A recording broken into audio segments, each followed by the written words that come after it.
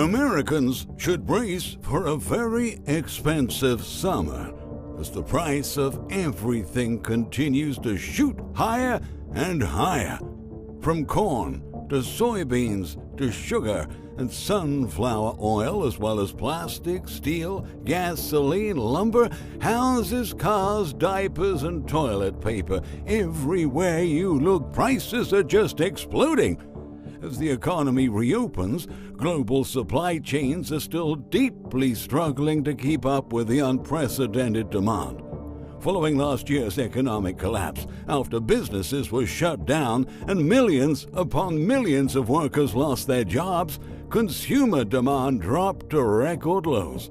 But now, demand has rebounded with a vengeance, boosted by trillions in government stimulus that ended up sharply deteriorating Americans' purchasing power. Companies are also being impacted by shortages and soaring prices.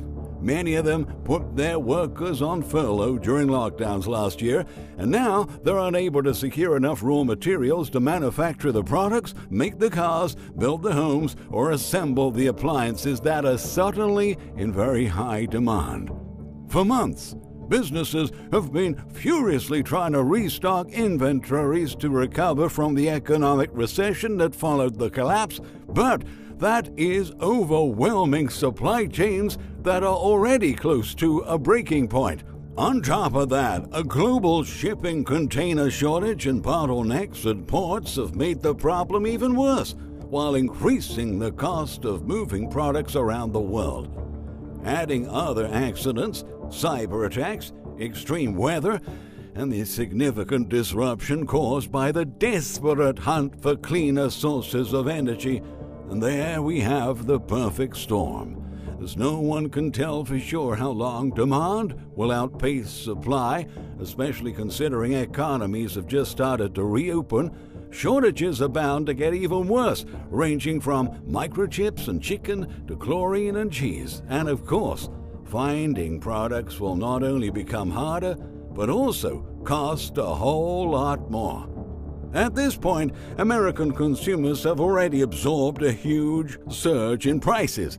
In May, overall consumer prices went up by 0.6% over April and 5% over the past year, the biggest 12-month inflation spike since 2008.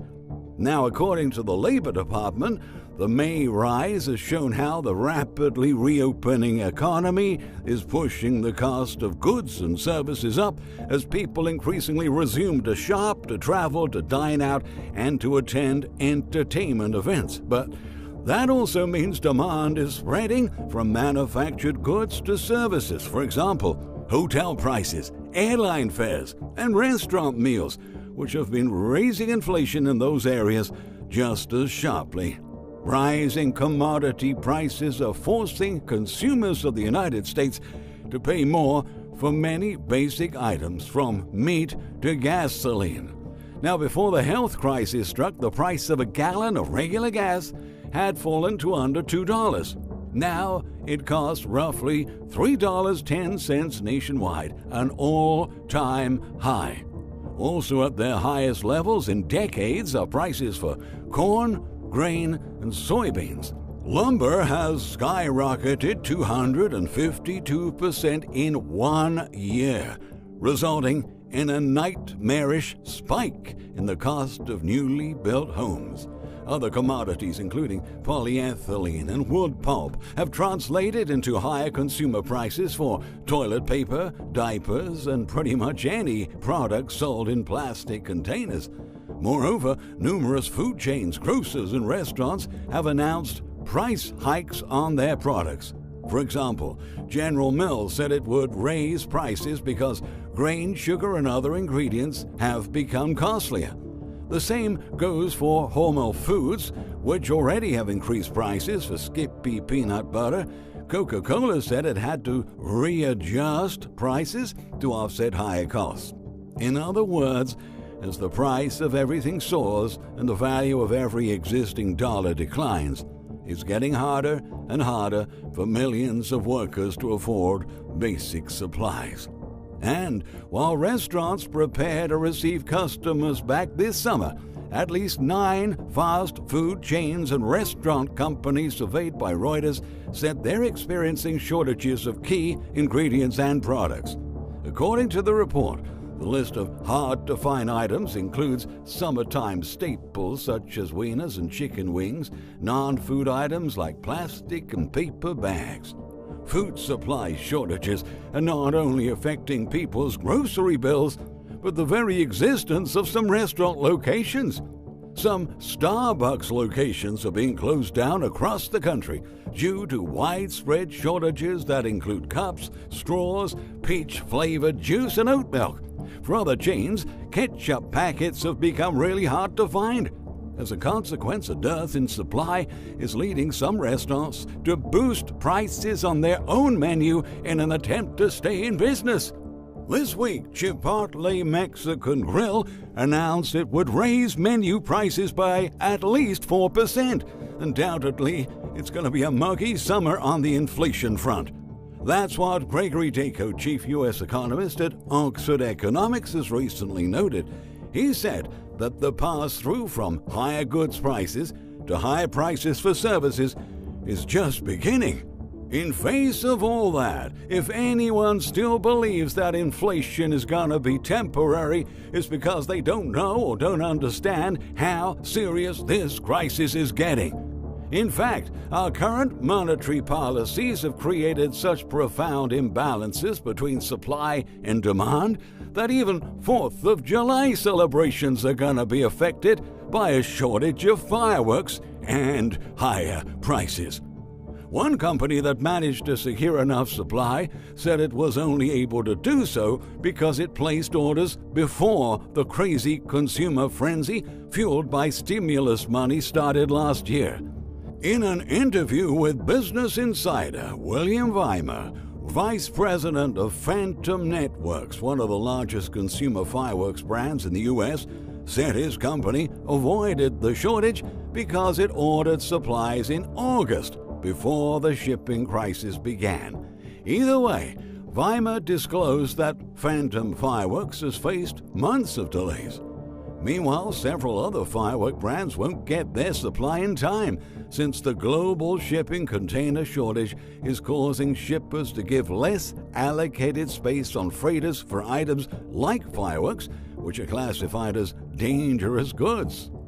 Weimar revealed that transportation costs for Phantom Fireworks more than doubled this year, forcing the company to hike prices for the second year in a row.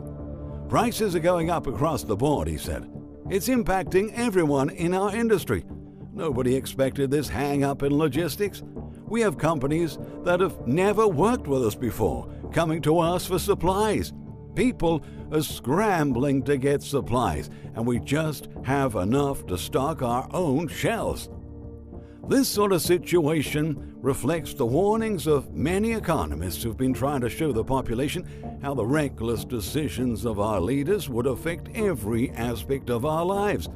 Their extraordinary monetary measures are effectively threatening to break a major tradition for American culture. 4th of July won't be the same without our celebrated fireworks shows. And the problems U.S. consumers will face over the summer don't end quite there. Appliances such as air conditioners are up by 12% this year. Prices for washing machines and dryers have also shot up 26% from a year ago. And major appliance makers, including Whirlpool, have announced across-the-board price increases too. Cleaning products are also expected to tick up. Recently, Kimberly-Clark, which makes Gamble, has said its baby, feminine, and adult care products will also cost more. In the meantime, the Federal Reserve continues to insist that all of these increases will soon fade away. Politicians and policymakers are actively trying to make our society believe this is just a momentary crisis, but all evidence is pointing to years and years of painful inflation. All of these imbalances won't magically disappear just because the Fed is saying so. The truth is that they have conveniently readjusted inflation expectations, previously saying that inflation rates would drop by year's end, and and now affirming things will allegedly come back to normal in 2 to 3 years. Needless to say, that'll be too late for those at the bottom of the economic food chain. In a recent report, New York-based worker Carmela Romanella-Chardon exposed that her monthly food bill is causing her severe economic pain. Last year, she used to spend $175 a month on groceries for herself and her son. Today, she spends at least $250 every month, noting that a package of strip steak that she normally bought for $28 to $32 jumped to $45 this year. Just like Chardon, millions of Americans are having to leave some of their favorite items out of their grocery list as they simply can't afford to pay for them anymore. In fact, a recent survey found that for Americans earning the minimum wage, rising inflation is making their dollar the weakest it's been in more than a decade.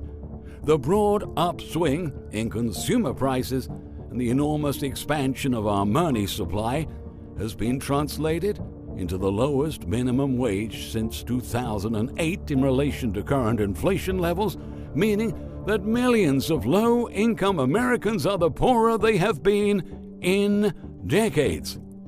This is clear evidence of how our leaders have effectively deteriorated our purchasing power and caused the decay of our living standards over the past 12 months. Living costs have surged again last month, driving inflation to a 13-year high of 5%, making economists worry that we could soon witness runaway inflation just as seen during the oil shocks of the 1970s. For inflation to be a temporary thing, politicians and policymakers should be working on better alternatives to boost the economy, rather than printing, borrowing, and spending trillions of dollars without considering the consequences. But of course, they're not going to give up on this wild spending binge to benefit our population, and that's extremely worrying, because we just went through a devastating economic collapse, and now we're facing the threat of going through an inflationary collapse of major proportions. It's just infuriating to know that in 1 year they effectively have contributed to making a huge part of our society poorer, while taking credit for their generosity of distributing stimulus money. At the end of the day, that money didn't offer a proper safety net for those who needed it the most, because it mostly ended up in the hands of wealthy investors. Now, we're headed to a summer of painful inflation, extremely high prices, shortages of essentials, and an economic deterioration Americans have never experienced in their entire lives.